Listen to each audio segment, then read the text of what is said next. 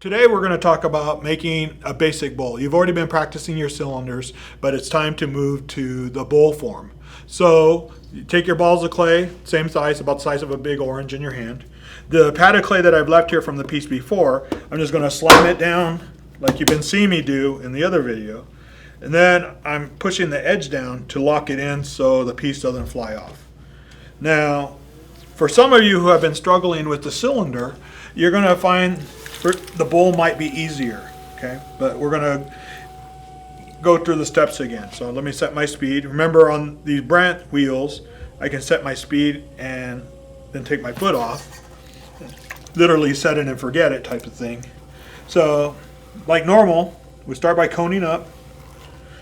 Then I'm going to bring my right hand up, cup, and push down to work on centering the clay, just like in the Ceramic 1 basic cylinder video. Compress this. I'm keeping this edge clean right here so it's not making my hand hop. Now for a bowl, I'm going to center a little bit lower, versus the cylinder. Cylinder we were trying to get 3 to 4 inches tall. For the bowl, we're going to start a little bit flatter and wider. And you can see how I'm still using my hands together as a team.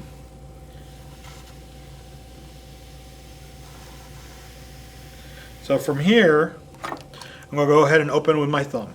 So right hand or left hand, whichever, as long as they're working together. Elbows are still locked into my sides. Now, if you open your clay and you see an air bubble, you can ignore it for now, or you can pop it with a needle tool, which if it shows up in a little bit in the rest of the bowl, if we see a little air bubble, I'll go ahead and do a demo on removing it. Okay. So from here, I'm going to open up with my whole hand, going in and pull out towards me. And make this, I'm defining the bottom base of the bowl shape. Now you might have a little hill of clay from pulling out as you work, and you can just cut it off by gently pushing back with your fingers, and it'll cut it off like that. Or you can compress that clay back into the base by holding the sponge on these two fingers like this, and just pushing down a little bit. And that'll smooth out your bottom.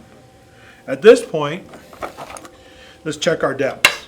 So I'm going to take my needle tool and see how deep I am. Right now I'm about a 1/4 inch, a little bit more than 1/4. But each time, just like the cylinder, each time I do a pull and a shaping move, I'm going to lose a little bit of height. Or I mean a little bit of the thickness of the base.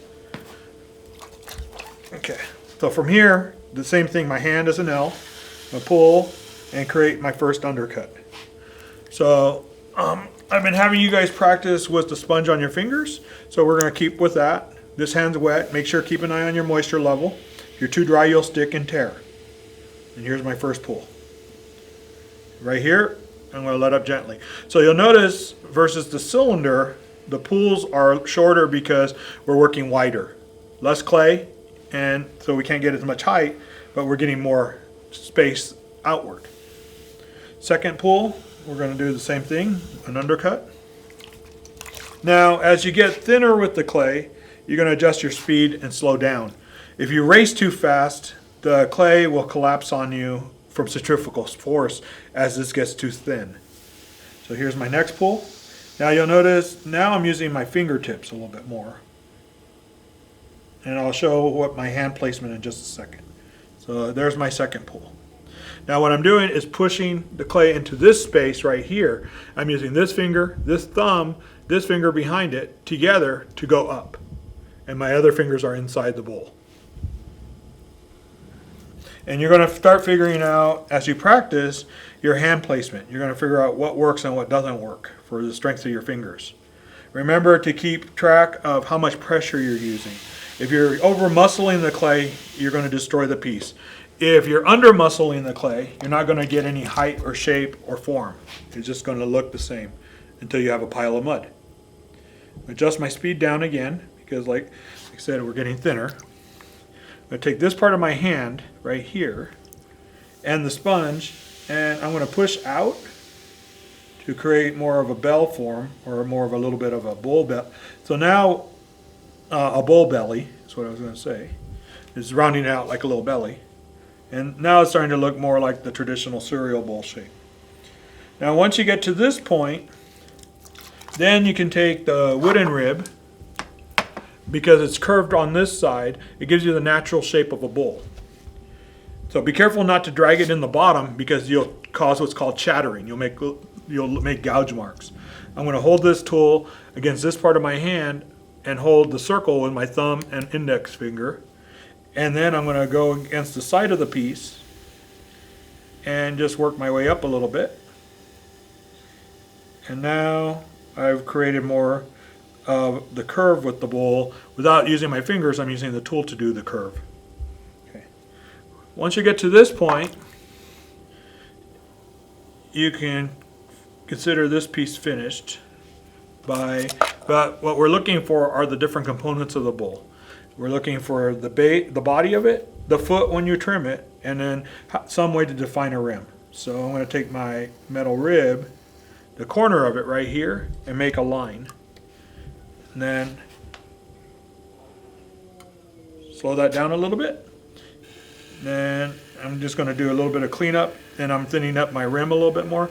Be careful not to over thin your rim, because what will happen is it'll get really sharp and it'll chip really easy with the glazing. It just won't last as long if you're putting this in your dishwasher and using it every day. So I usually round out the tops a little bit, keep them a little bit thicker. Okay, so from here, take your wood knife, the scoop side against your finger, hold the tool steady, and you see how I'm locking my elbow in. And I'm going to cut a little ribbon of clay off, and that's going to save my trimming later. It also breaks the seal of part of the piece from the shelf or the head of the wheel. So I'm going to use the needle tool to cut the little ribbon of clay and then pull it right off. And I put it in my water, and then later on I'll reuse it. Then I go back and make sure my base below the bowl is nice and clean. Then I'm going to take my wire, cut towards me, and then dry my fingers, and then twist the bowl off. And now that's one. The next one I'm going to make, I'm going to go ahead and throw the form again, but I'm going to define a different style of rim. So here's another piece of clay, about the same size. This pad of clay I'm leaving on there so this sticks together, because clay sticks to clay.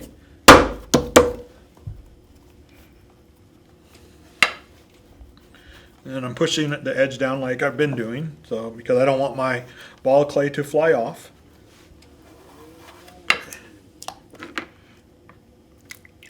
Get the clay wet, set your speed. Same thing. And then I'm going to start making my cone. Now, when we do cylinders, I cone up taller. With bowls, I cone shorter. So I'm coning up with this hand, so to this cone shape, then I'm pushing back down and recompressing it.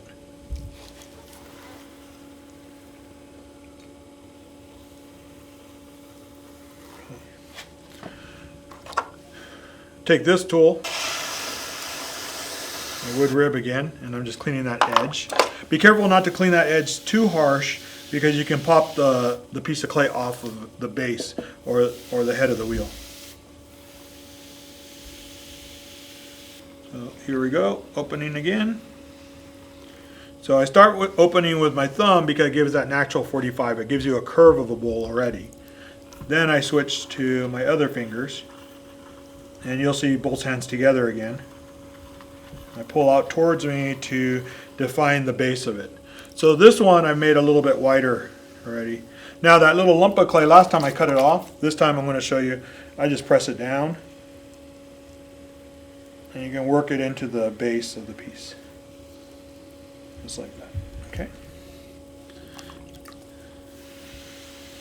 And instead of the L, I use this finger and this hand inside to gather the clay for my first pull right here. So right now it sort of like looks like a tire.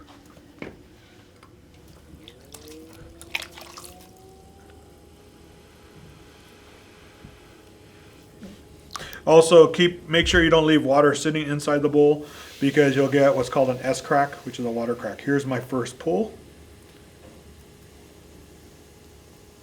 And right where here, I let up gently. If you let up too fast, you'll twist the piece. If the piece is twisted like that, just grip it with your hand and recenter and fix the twist, just like that. Now, just like everything you've been seeing me do this semester, I make everything look really easy and simple. Takes practice.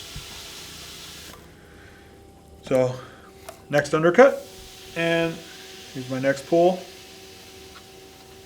And I'm going to push out with my inside hand to make more of a curve on this bowl. And then let up gently. Now at this point, I'm going to take the excess water off the bottom again. And what I'm doing is, just like the cylinders, after each pull I'm recentering the top, or recentering the rim. And letting up gently. That way I don't twist it. Okay.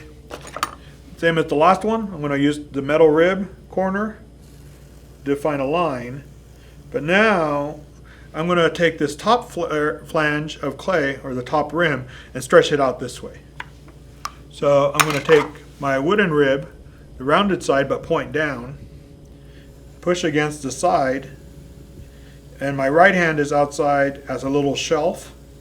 And I'm going to stretch out the rim to make another shape of a bowl, which is like what you see for serving bowls for cereal.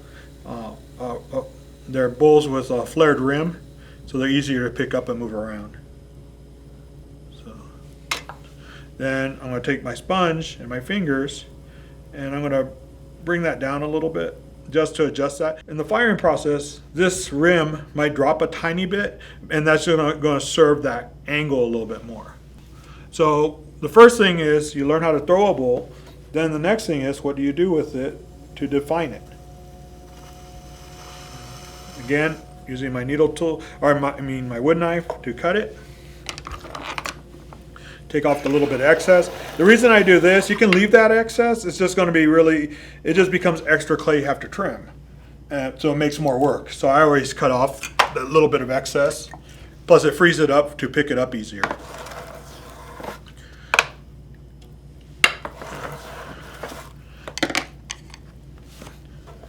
And then twist, and there's the second one. So you can see two different ways.